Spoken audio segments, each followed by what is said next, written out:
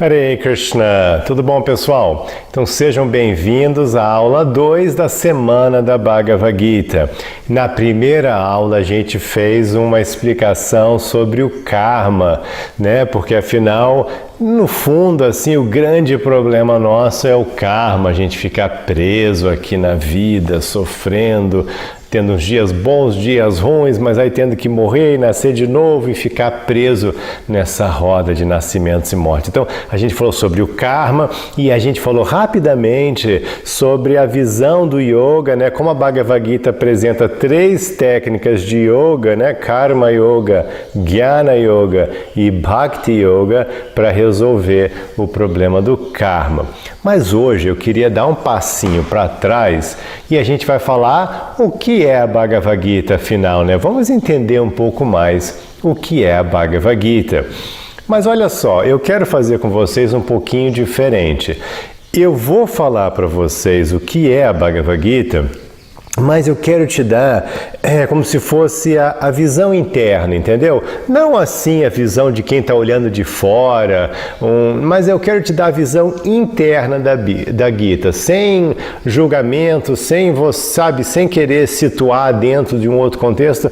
Eu quero te passar a Bhagavad Gita como a Bhagavad Gita se vê, ou seja, como que de dentro da tradição a gente enxerga a Bhagavad Gita, que isso vai te ajudar a ter pelo menos a visão tradicional assim do que é a Bhagavad Gita, aí você depois tira as suas conclusões e faz as suas análises, mas eu acho importante você ter a versão original da coisa. Bom, vamos começar com um ponto bacana, de quando é Bhagavad Gita, né? Como surgiu, de quando é. E nesse ponto tem um pouquinho de polêmica mesmo. Se você for aí para a universidade, ou de repente você pode abrir algum site na internet, e as datas vão ser um pouquinho diferentes do que eu vou falar para você aqui. Por quê? Porque a Bhagavad Gita é muito, muito antiga. Na tradição, fala-se que a Bhagavad Gita tem 5.000 anos. Aí você fala, mas como é que chegaram nisso? Como é que a gente pode acreditar nisso? Tem uma maneira bem legal de a gente chegar nesse valor também, olhando de fora, né? A tradição, de novo, de dentro já falava que tem essa antiguidade, a Bhagavad Gita.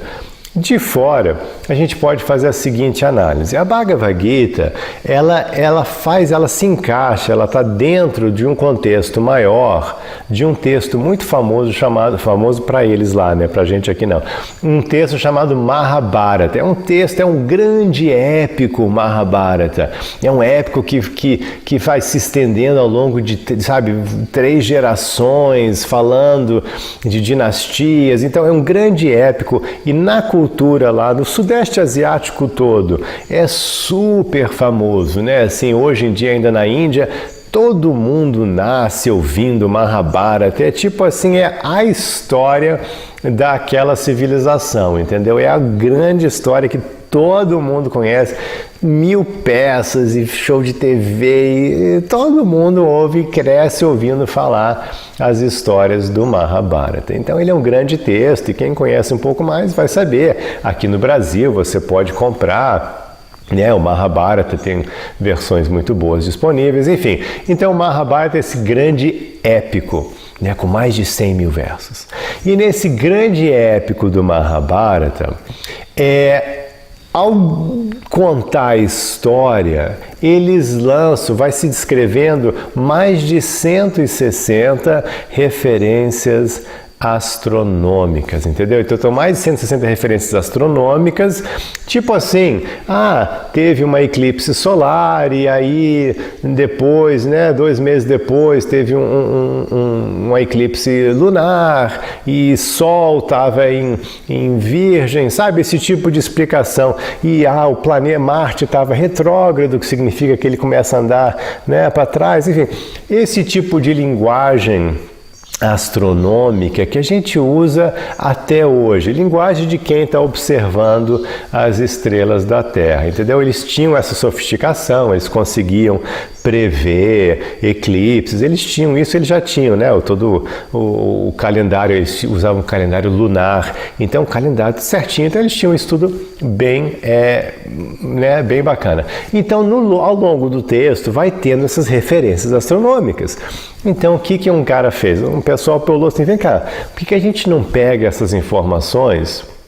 A gente sabe o local geográfico, né? Da onde eles estão narrando aqui, dá pra gente saber o local geográfico. E a gente começa a pegar essas informações e joga no computador. Por exemplo, quando é que teve uma eclipse lunar naquela região? Aí tá, 1 milhão de vezes, né? Ao longo desses... Ok, aí você tá. E quando que depois, um mês depois... teve uma eclipse solar, bom, aí já diminuiu, né? E quando o Sol estava não sei o que, e Marte retrógrado, entendeu? Então você vai inserindo os dados todos e você chega numa data específica. E a Bhagavad Gita é como que no auge dessa história. A Bhagavad Gita é falada no momento mais dramático e esperado desse longo épico. Então imagina assim, vocês que acompanharam aí talvez o Game of Thrones, assim, né, eu falo assim que o Mahabharata é o Game of Thrones original. Então imagina que assim é a última, sabe, a última série, naquele último episódio, então tá todo mundo, ninguém vai perder, né, um momento super assim emocionante. Então é nesse momento que a Bhagavad Gita é falada, né, ela tipo né, apresentada nesse momento dramático. Eu brinco assim também que seria o equivalente nosso brasileiro aqui da final da Copa Brasil-Argentina. Tipo, ninguém vai perder, entendeu? É nesse momento que Krishna fala Bhagavad Gita. Enfim, então essa data foi certamente bem marcada, né? Essa data tão importante, dramática na história deles.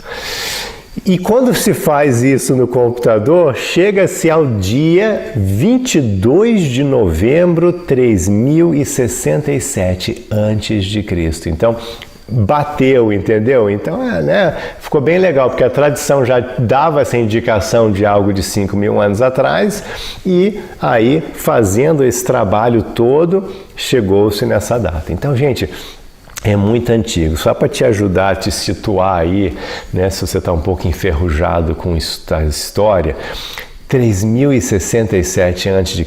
é muito tempo atrás, são séculos antes das primeiras pirâmides no Egito, para você ter uma ideia. Então a gente está falando aqui de uma antiguidade, por isso que é difícil eles falarem qual que é a data da Gita, porque não tem, né? A gente não consegue estudar as coisas. Se você realmente se aprofundar na história e não só pegar assim, né, o cara passou a informação e você engoliu. Mas se você der um passinho para trás e falar, vem cá, como é que vocês... O que estava acontecendo no planeta 2.000 anos atrás, por exemplo, na época de Jesus? Puxa, é difícil saber os detalhes, é um registro que ficou ali, uma coisinha ali, sabe? Mas fica bem apagadinho. Isso é 2.000 anos atrás. 3.000 anos atrás... Ufa, sabe, as coisas se perderam, desmancham, né? Literalmente, as coisas desmancham, vão embora, acaba, não registrou nada, o que registrou no papel, o papel desapareceu, o barro quebrou, virou pó. Então, já muito, 3.000, 4.000 anos, 5.000 anos atrás, não tem a menor ideia, vira uma névoa a história, entendeu? A gente tem assim uma menor ideia do que estava acontecendo. Tá, então é muito antigo mesmo, é 5.000 anos atrás que foi falada a Bhagavad Gita. E agora olha só a situação, agora eu vou te passar a situação do mundo de acordo com a Bhagavad Gita, como é que a Bhagavad Gita se enxerga. Então, nesse mundo de 5.000 anos atrás, o que estava acontecendo é que não mais tinha conhecimento de Deus. Essa é a ideia, é bem dramática, é bem interessante. O que se tinha eram as religiões, era a religião de adorar os deuses da natureza. Né? A gente chama também de semideuses, deus da natureza. O que é isso? Isso você vai lembrar da sua escolinha. Lembra quando você estudou a cultura grega, a cultura romana? Então aquela coisa de você ter o deus do sol, o deus, né, do trovão, agora todo mundo conhece o deus do trovão, né? O Thor, né? Ficou famoso. Então o Thor, aquela coisa, você tem sim, o deus do trovão, o deus do sol, né? Iemanjá, oceano, rios. Então essa visão que você viu lá na cultura grega, na cultura romana, na cultura nórdica, na cultura africana, né? Azteca, aqui a gente está aqui na América Latina, né? A gente tinha os astecas fazendo isso até pouquinho tempo atrás, né? 500 anos atrás estavam fazendo isso. Então essa cultura a cultura védica tinha essa versão mais antiga dessa adoração dos semideuses. E é muito interessante, viu? Que, por exemplo, a visão deles do deus do trovão, que é chamado Indra na cultura védica, é muito igual a Thor e é muito igual a Zeus. Então é a mesma figura, mudou o nome, né, de acordo com a língua e a região, o idioma, mas é a mesma figura, chuva e raio, é o rei dos outros semideuses, e sabe, todas essas informações, bem parecido, é bem interessante isso. Bom, mas então imagina esse mundo que não tinha mais, a Krishna fala até assim, tinha se esquecido, né? Não tinha mais o conhecimento do Deus Supremo. Que para você hoje é tudo, todo mundo conhece Deus, é muito óbvio, tudo bem. Agora a gente, né? Todo mundo conhece, pelo trabalho que foi feito, a gente vai falar sobre isso. Mas, tipo, imagina um mundo que não tem essa informação. Você fala, não existe isso, não tem esse conhecimento de um Deus Supremo. Né? Entende-se que tem os deuses da natureza. Então, aí chega-se esse momento. Então, a Bhagavad Gita, ela tem como um propósito Deus vir para reintroduzir o conhecimento sobre Ele mesmo. Olha só que interessante, essa é a ideia. Deus vindo ao mundo para, olha, pessoal, né? Vamos restartar aqui esse processo de conexão comigo, porque esse conhecimento se perdeu. Esse é o contexto da Bhagavad Gita, essa é a ideia, entendeu? Da importância da Bhagavad Gita. E assim, mas Deus veio, como é isso, né? Bom, pensa bem, como que de outra forma poderia se restabelecer um conhecimento perfeito, completo, sobre Deus, sobre os aspectos transcendentais, a sua natureza como alma? Como é que ia se dar isso de novo? Como que o conhecimento de Deus, se diz Deus, o próprio menção de Deus, o próprio conceito de Deus, um Deus supremo, transcendente, para você parece muito óbvio, porque você nasceu na cultura falando sobre isso, mas imagina assim, se não tinha isso, e se você estudar a história, você vai ver, né, as pessoas, né, a gente fala da cultura pagã da Europa, o pessoal nunca tinha ouvido falar disso, não tinha esse conhecimento. Aí foi chegando o cristianismo lá, né, no mundo árabe, o pessoal não tinha esse conhecimento, aí foi chegando o islamismo, na África também, né? E depois levaram, né, cristianismo, islamismo, levaram para outros lugares, que pessoas que nunca tinham ouvido falar de um conceito, não tinha milhares de anos para quem é Deus, como assim, né? Conheço Deus do trovão, da árvore, da chuva, do vento. Mas não tinha esse conceito. Então, quem vai trazer esse conhecimento, senão que Deus? Olha só, alguém vai chegar e inventar? Aí você fala, não, mas podia vir uma pessoa e falar. Mas olha que interessante, eu quero te falar agora sobre essa questão bem interessante. A gente tem um conceito que é apresentado na Bhagavad Gita, que é o conceito do avatara. Então essa palavra avatar, você já ouviu muito, né? Virou um filme famoso, a gente usa no computador os avatar. Então, o que significa avatar? A palavra em sânscrito, né, que é esse idioma da antiga tradição védica, é sânscrito. Avatar significa aquele que cruza para baixo. Avatara, cruza para baixo.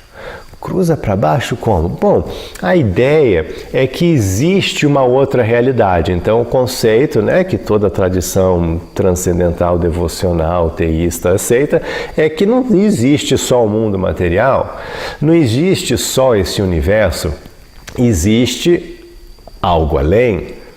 Né? A gente pode chamar do reino de Deus, a gente pode chamar da morada de Deus, o mundo transcendental, mas enfim, tem uma outra coisa além disso aqui. Além de tudo que eu posso pegar um foguete aqui e explorar aqui no universo, além dos outros, talvez tenha outro universo, mas além disso tudo, teria uma outra realidade. E o conceito védico é esse, então tem uma outra realidade, essa realidade transcendental, essa morada de Deus, o reino de Deus, esse conceito, e aí avatar é aquele que, vai cruzar de lá para cá para trazer um conhecimento, para ajudar, né, no guiar da humanidade, para a gente não se perder, né, na bestialidade total, assim, na total escuridão assim, espiritual. Então, é o Avatar. Mas olha só que interessante, se você parar para analisar, os avatares que a gente mais conhece aqui, eu vou falar de dois que você conhece, que a gente reconhece. Por exemplo, você pega, vou falar agora de Buda, talvez você tenha ouvido falar de Buda. Buda, ele aparece na Índia mais ou menos 2.600 anos atrás. A gente falou que a Bhagavad Gita tem 5.000 anos atrás, então imagina, milhares e milhares, né, de anos depois da Bhagavad Gita aparece Buda. E o que Buda ensina? Se você for estudar, tem, muito complicado. Não é não. É bem simples. Se você for na essência, é bem simples. Buda está ensinando uma parte do caminho do yoga. O budismo nada mais é do que uma parte, né? Começa com uma parte do caminho do yoga que Buda aprendeu, que ele estava lá naquela cultura, ele captou dois temas importantes. A gente falou sobre ontem um pouquinho e na próxima aula eu vou falar mais. O tema de Dharma, é bem importante na cultura budista, Dharma, e a questão de ficar com a mente no aqui e agora. Lembra que a gente falou sobre Karma Yoga, se viver seu Dharma, mente no aqui e agora, e eu vou falar mais sobre isso na última aula da semana da Bhagavad Gita, próxima aula. Então, esses dois temas que são centrais à Bhagavad Gita, né, essa questão de você viver sua essência, seu propósito, e não ficar ansiando por resultados mundanos, mas trazendo a sua mente para o aqui e agora, ponto-chave, né? Como eu falei, esse é o grande lance, assim, um ponto bem importante do yoga. Buda pegou esses dois pontos e correu com isso. Meditação, tudo para controlar a mente, para fazer tudo isso. Então, se você olhar mesmo, Buda não trouxe nenhum conhecimento, porque quando vem um avatar assim, ele não, né? Esses avatares, eles não podem trazer. Que tipo de avatar é esse, então? Então, na tradição védica, eles falam assim, olha só, tem dois tipos de avatar. Olha que interessante esse conceito. Tem o avatar a Deus, ou seja, Deus pessoalmente vindo, e tem o avatar a alma, onde uma alminha, como eu e você, mas obviamente uma alminha já iluminada, já lá associado de Deus, ela vem e aí ela ajuda no processo, né, da espiritualidade da raça humana. Né? Só que a alma Deus, ela não consegue trazer um conhecimento novo, porque ela tem que encarnar literalmente. Literalmente ela tem que nascer aqui na matéria. Por quê? Porque a matéria é energia de Deus, mas não é energia da alma. Isso aqui não é minha energia, é energia de Deus. Krishna explica na Bhagavad Gita. Ele fala, eu tenho duas energias, energia material e energia espiritual. Então Deus é o Senhor das duas energias, né? Tanto nós, alminhas conscientes, como a matéria morta. Mas eu, alminha, eu não sou o senhor da matéria, né? Eu não comando a matéria. Eu preciso trabalhar na matéria dentro de um corpo físico. Lembra que a gente viu na primeira aula aqui da semana da Bhagavad Gita, né? Que a gente tinha a alma dentro do corpo sutil, dentro do corpo físico. Aí sim a alma pode operar aqui no mundo, porque ela está com interface apropriado, que é o corpo. Então, a alma precisa de um corpo físico, material, esse corpo aqui, que desmancha, que queima, que morre. Eu preciso estar dentro de um corpo desses para poder operar aqui no mundo material, ou no mínimo no corpo sutil, mas aí fica muito difícil, que ninguém te vê, né? Um corpo de fantasma, ninguém te vê, aí vai ter que depender de uma pessoa médica. É complicado, não funciona muito bem. Então eu vou precisar estar encarnado mesmo, se eu quiser trabalhar aqui e ter um impacto na sociedade, né? Eu vou ter que estar encarnado. Então, a alma avatar, ele tem que encarnar. Então, você pega Buda, ele é uma alma avatar, ele vem com esse propósito incrível, né, de começar o budismo, de lançar isso que hoje, até hoje, mais de 1 bilhão de pessoas aí vivendo os ensinamentos de Buda, mas ele teve que vir encarnar. E como tal, ele não pode trazer um conhecimento diferente daquele que tem aqui. Então, ele pega o conhecimento que tinha na época, dá uma repaginada nele. É isso que o Alma Avatara faz. Ele dá uma repaginada naquilo que tem disponível e ele tem aquele Shakti, a gente fala assim, aquela força, né? Aquele carisma de lançar uma direção nova para a humanidade. O outro Alma Avatara muito famoso na nossa, né? Que a gente tem aqui no Ocidente é Jesus. Então, assim, pensa só em termos objetivos. Quem é Jesus? Ele nasce como judeu. Ele nasce na comunidade judaica, que é a tradição ocidental mais antiga de teísmo, né, de devoção a Deus.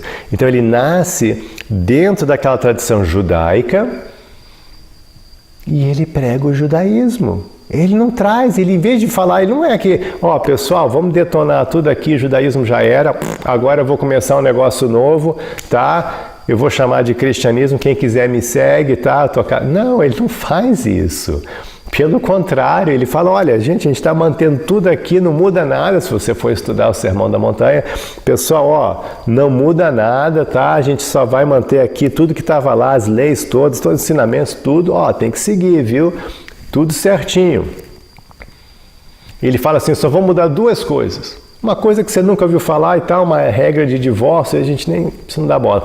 E a única outra coisa que ele mudou foi a questão do olho por olho, que era a regra antiga, né? Ele falou, não, esse negócio de olho por olho não, muito punk isso, eu quero fazer agora, né? Você vira a outra face. Então é isso aí, viu? Tolerância, aguenta aí, não tem esse negócio de ficar revanche, não, esquece isso, vira outra face. A única mudança que ele introduz, é a única mudança. O resto ele vai lá ensinando tanto que ele morre, todo mundo achando que ele é judeu.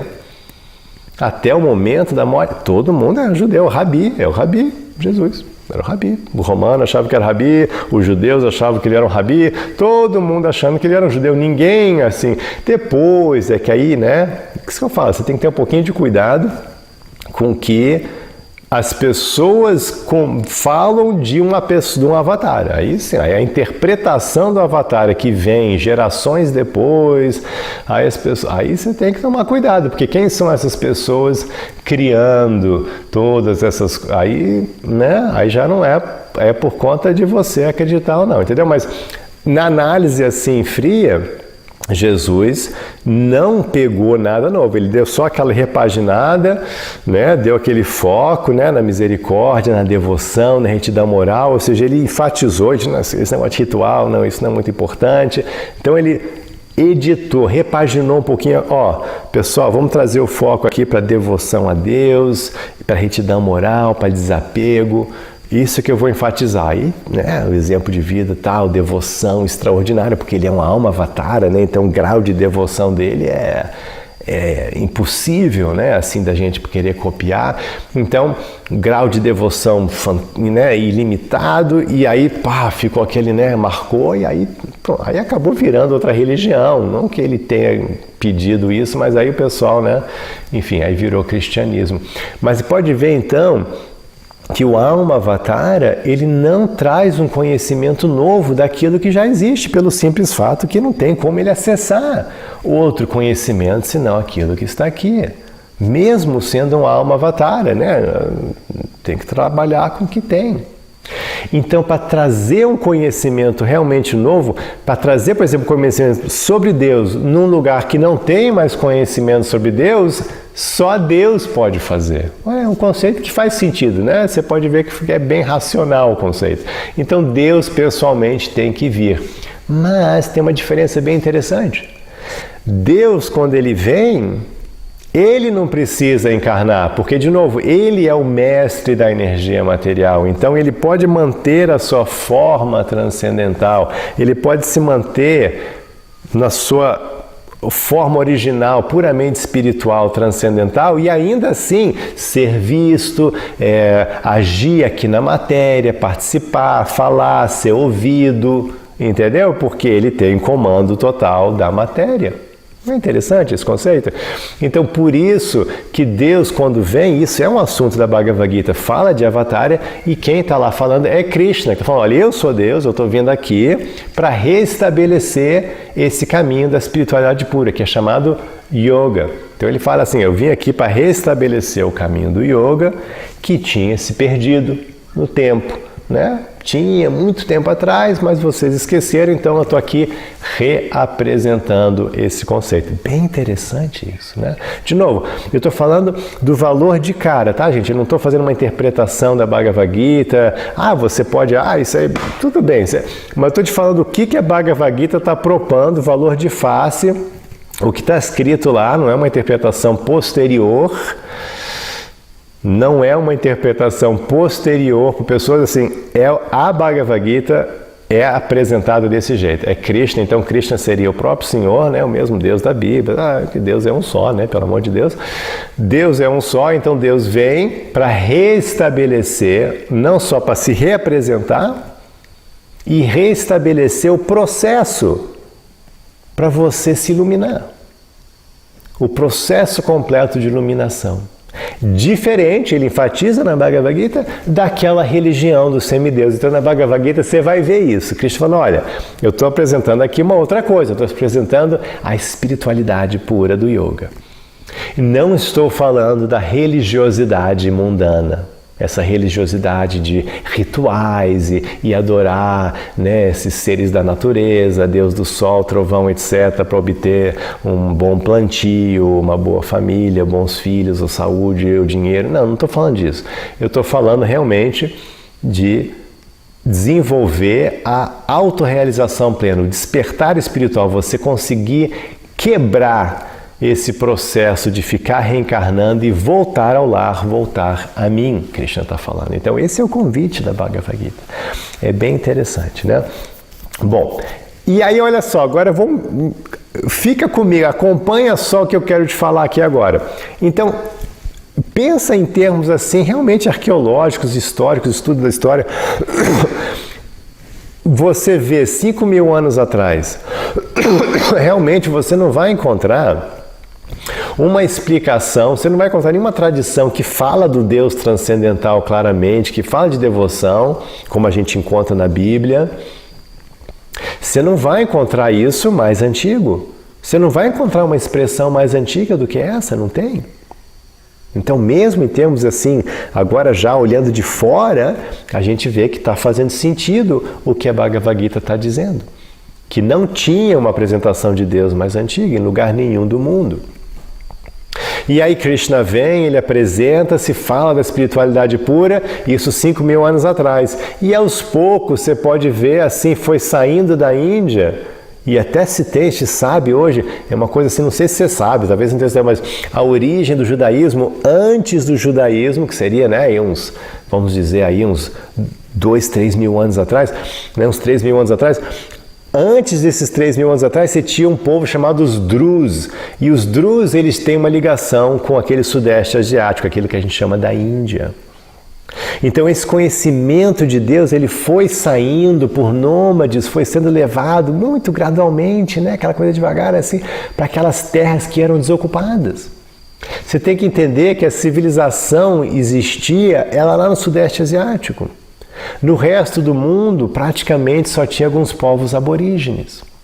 Né? Então, pensa aí, se liga aí 5.000 anos atrás, aqui, América do Norte, América do Sul, só povo aborígene, os índios e tal, a gente sabe disso. Né? Europa era quase tudo floresta, tinha alguns poucos povos aborígenes que não se sabe quase nada sobre eles, assim, tal, pouquíssima coisa acontecendo, tal, né? Então, pouquíssimos povos aborígenes na Europa. A África, né? Que é o povo africano, também povos aborígenes. Então, assim, civilização avançada mesmo, com filosofia, astronomia, matemática, né? Estudos e, sabe, e cidades com palácios e ruas e carruagens. Isso existia no Sudeste Asiático. Então, essa civilização humana, na medida que ela foi se expandindo para o resto do mundo, ela foi indo, né, saindo lá da que a gente chama de Índia, Paquistão hoje, e aí chegando no Oriente Médio. Então você vê que a origem do judaísmo é justamente esse povo, né, que estava lá, um povo sofrido, que tinha achado um lugar para ficar no Egito. Depois vocês conhecem a história, né, o Êxodo, aí, né, o povo daí foram expulsos, enfim. E aí desse judaísmo todo, aí vem Jesus, dá um restart, né? Dá uma repaginada, dá uma força, né, para a tradição judaica, que era um pouco fechada, ainda é um pouco fechada, né, muito interessada assim, em dividir, mas aí dele surgiu essa, né, coisa de não, a gente tem que falar disso, a gente tem que compartilhar mais Deus, e aí surge o cristianismo. Só que o cristianismo vai então se espalhando para a Europa, né? Ele sai ali daí de Israel e tal, e ele não vai para o Oriente Médio, e nem muito para a África, ele vai mais para a Europa, e depois desce para depois se espalha para o mundo.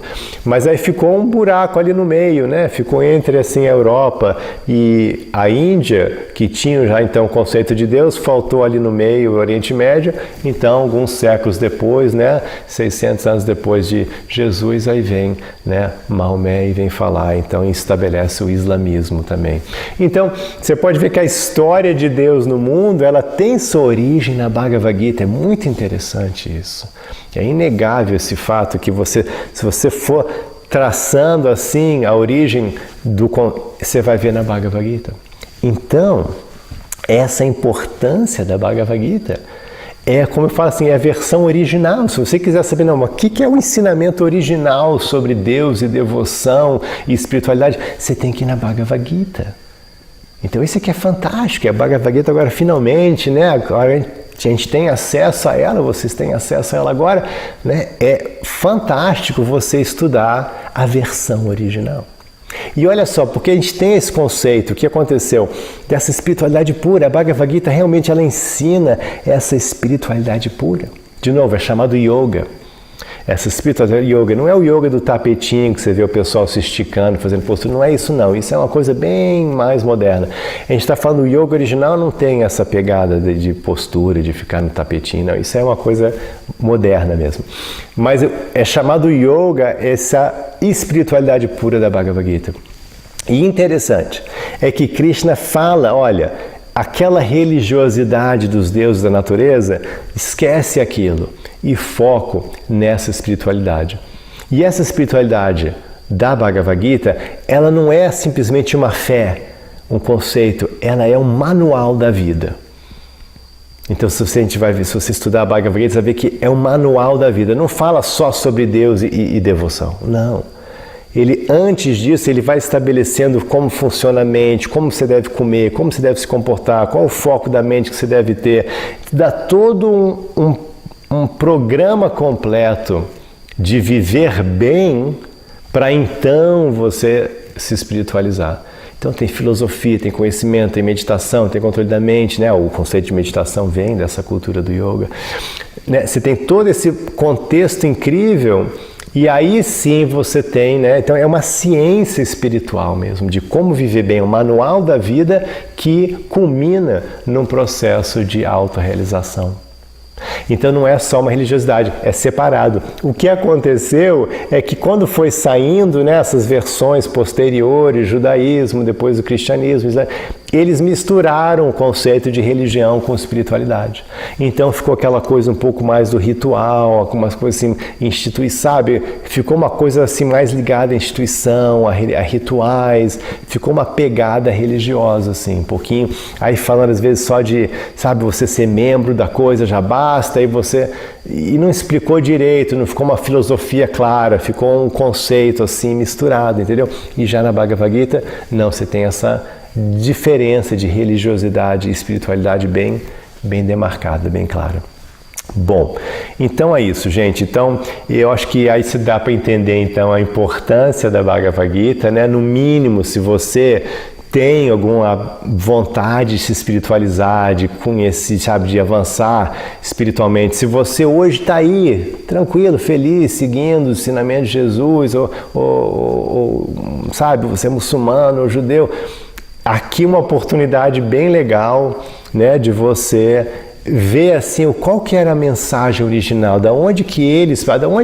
o que inspirou os judeus, né, que inspiraram Jesus, que inspirou Maomé. Se você for voltando assim, não, Maomé se inspirou pelo cristianismo e o judaísmo, e aí chega em Jesus era judeu, então da onde que ele pegou? Da cultura judaica, e os judeus pegaram da onde? Pegaram da Bhagavad Gita. Então, sabe, se você quiser traçar coisa assim e beber da fonte, fantástico, muito legal, muito bonito.